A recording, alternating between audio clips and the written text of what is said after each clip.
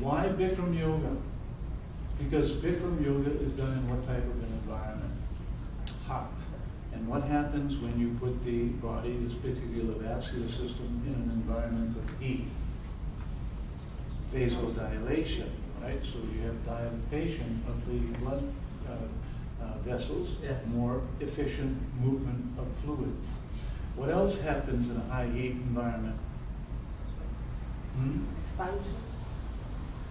Fluids, like expansion to fluids? Yes, you're going to be moving the fluid through and you're going to be eliminating a lot of waste.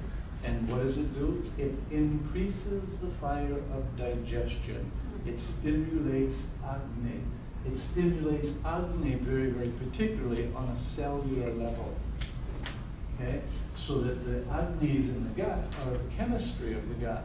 The chemistry of the cells is very, very similar, as is the cosmos, so is the microcosm. And so then that's exactly what the human expression is, incidentally. It is a mirror of consciousness. It's phenomena, if you will, it's phenomenal interpretation or experience is the phenomenalness of consciousness itself. And so that's what the human organism is supposed to represent, a representation of unbounded awareness, if you will. And so then, ama is the undigested residues of experience, that which is not used by life. With avascular tissue, you have to create a pumping mechanism.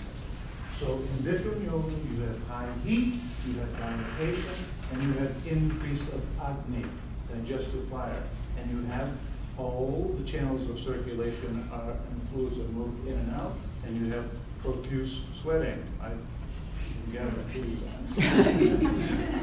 From this morning's experience. And so that you have tremendous elimination of ama. Okay? And so then that's a pretty phenomenal experience. I think it's really, really, really powerful in my experience. And I was surprised I was able to do all the postures quite well this morning. I kind of got a little petered out there towards the last moment, but because of the wind, I'm not accustomed to doing them so briskly. That's a little bit more unique. And also, I think I admire that about Bikram Yoga as well, because there's a pretty brisk pace to the whole thing, so it's more aerobic, more exercise really than just doing through postures and stretching. Avascular tissue is very peculiar. It is actually in the literature called tough soft tissue.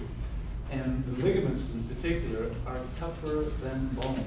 So when you introduce forces into the human body, you're likely to break the bone before you're out to tear the ligaments. The ligaments are that strong. And so then the plasticity, ligaments are non-elastic. Let's back up just a little bit. Ligaments are non-elastic, so that they have no elasticity at all. They are designed to stop you from going too far. And the stopping you from going too far is to protect the central nervous system, which is housed in the spine predominantly. So muscles move you. The bones are actually the fulcrums, or the fulcrums to move efficiently. Like any mechanical system, you have an object you want to lift up, you put the stick under the rock, and you take another rock, and you use the fulcrum as a lever. The spinal system is the fulcrum. The ligaments are the action, the ligaments are the fulcrum, the muscles are the action, and the spine is the load, and the bones are the load, particularly the spine.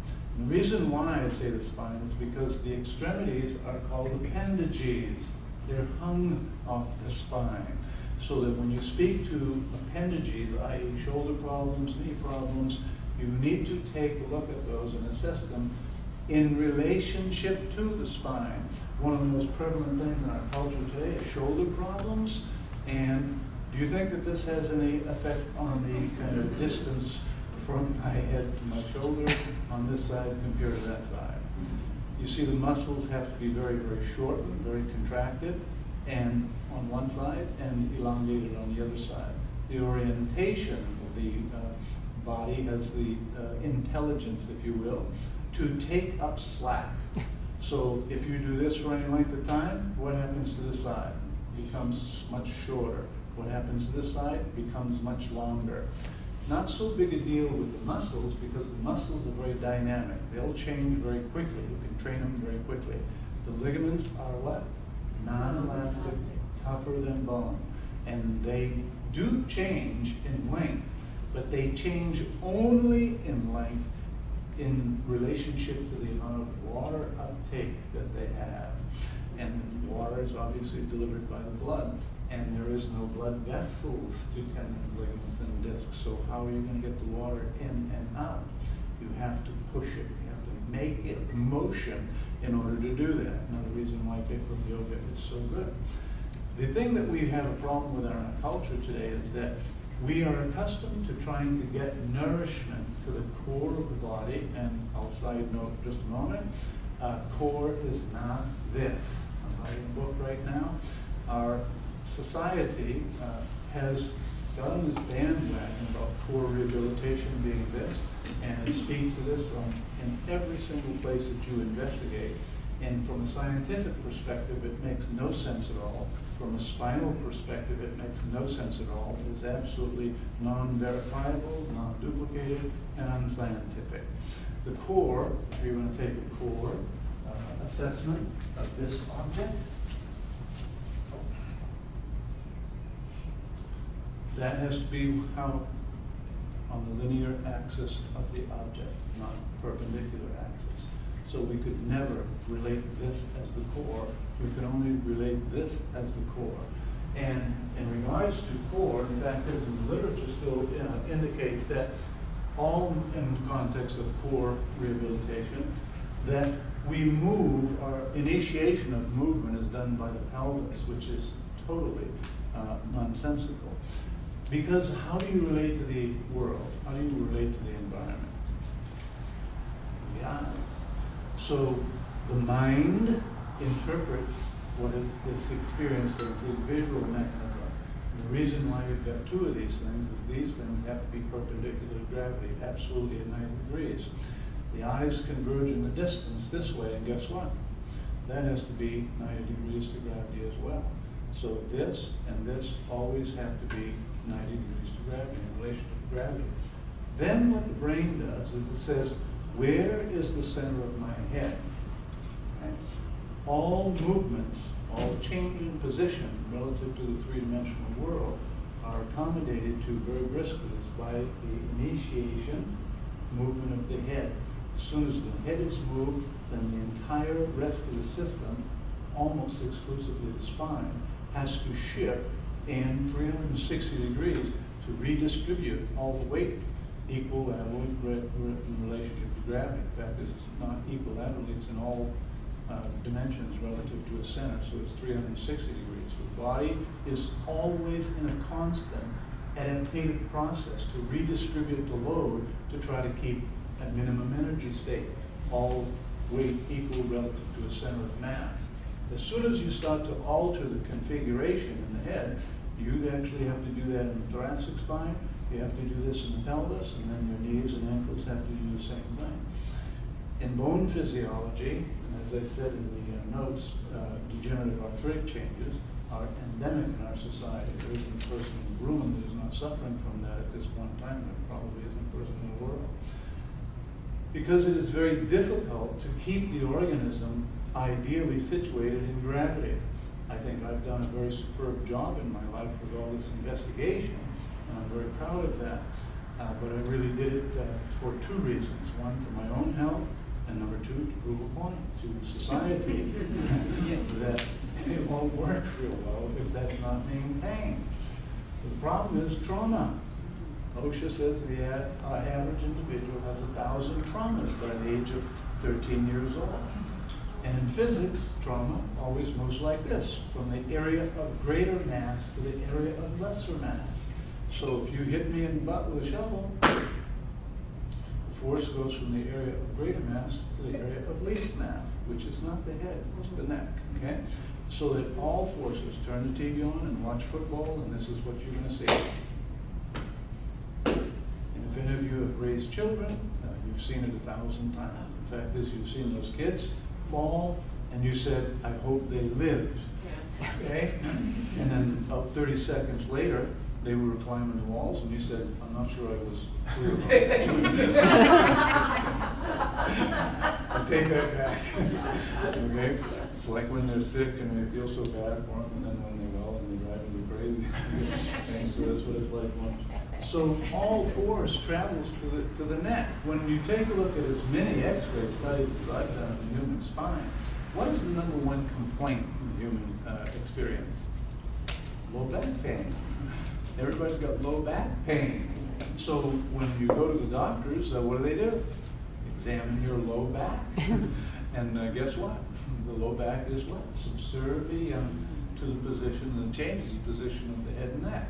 So when you go out of position like this, and I've had several this week, some of them remarkably young. When we take the X-rays, they've got torn ligaments in the neck. They've got torn ligaments in the neck. In the AMA guides to permanent impairment, the rules are very strict. If you got this, you got guaranteed sign of torn ligaments, and that's compensable. What does that mean? When we go to court, you're going to get your money for that. So that if it's compensable, and that's the definitive explanation of ligament tearing, and you see it in a child, what does that mean? That child has got torn ligaments, has been injured. But in our culture, we don't talk about it. We don't deny it. We don't support it. When we see it, we just they look a lot alike. That one we know is torn ligaments and worth of the money.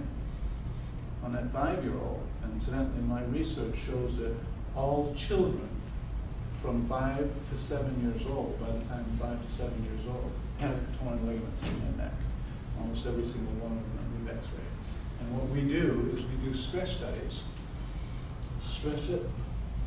So we go through dynamic ranges of motion at extreme. We've done that with synerectinology as well. I was part of that research.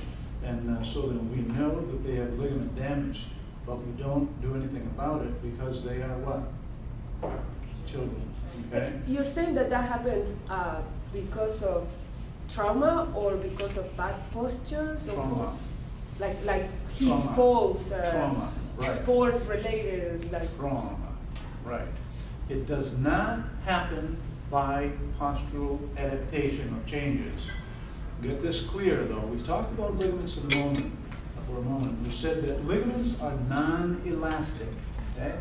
The reality is that they do change, and that's why spinal systems are so difficult to correct and so few people are very good at it. Because ligaments are non-elastic, but the literature is very clear about defining what ligamentous creep is. Ligaments actually are created and formed in multiples of coils, like coiled up springs on a car. And they have the capacity and the characteristic, if you will, of uncoiling and or coiling proportional to the tensile load that's upon them.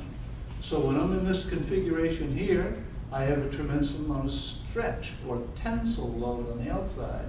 What do I have on the inside?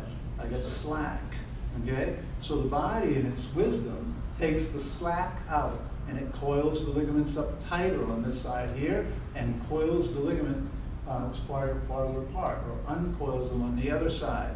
The absolute tone, if you will, the tension that they will endure is always trying to be maintained constant in the human experience. So in this posture, the stretch that you would put on the ligamentous tissue would be equal on this side to that side once the body is fully adapted. So if you did this, the amount of pull on that ligament will have a certain effect. In this configuration where they have changed, when you do that, they're going to have the same effect. The problem is that you're not right with gravity. And the problem with that, and why degenerative arthritic changes in our culture are endemic, is because the movement, what gives bone its density, incidentally, before we go there? Calcium, right? So that in this, the literature says, guidance textbook of medical physiology, because when I teach and when I talk throughout the years, I will be so emphatic about this. Calcium is deposited in bone where stress is greatest. Calcium follows the load. So when you see spur formations and you hear things on your MRI reports and what have you,